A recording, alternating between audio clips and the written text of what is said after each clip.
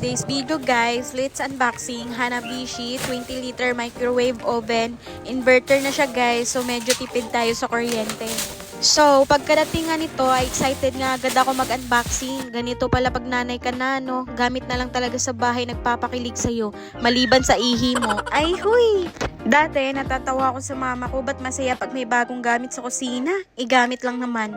Pero nung nagiging nanay na ako at bumukod na ng sariling bahay, ganito pala ang feeling. Buti nga yung Diyosawa ko ay supportive lang din sa akin kung may bibilhin ako. Ay para din naman sa amin to. Nag-order nga talaga kami nito guys para mag-init-init na lang badsay. Huy, sana all nag-iinit. Ay, huy, iba yun. Bitaw guys, balak na kasi namin mag-frozen na lang ng ulam sa ref, tas painitin na lang. Nakakatipid kasi sa oras, isang beses ka lang magluluto, tas iinitin na lang sa susunod na araw. Mas kaunting food waste, hindi agad napapanis ang pagkain kapag naka-freeze. Mas convenient, may nakahanda na pagkain kapag abala o pagod ka. At lalo na, mas madaling magplano ng pagkain, maaari kang gumawa ng meal prep para sa buong linggo. At sa totoo lang, hindi naman mahirap magluto everyday guys. Ang mahirap ay mag-iisip ka everyday kung anong lulutuin. At nagpe-prepare ka pa, nakakatulong din to sa akin guys, lalo na may baby ako at halos di nagpapalapag dahil nag-iipin. Kaya sa mga nanay dyan na naghahanap ng microwave oven, i-click nyo lang yung link dyan sa caption at try nyo itong Hanabishi Inverter 20 liters microwave oven.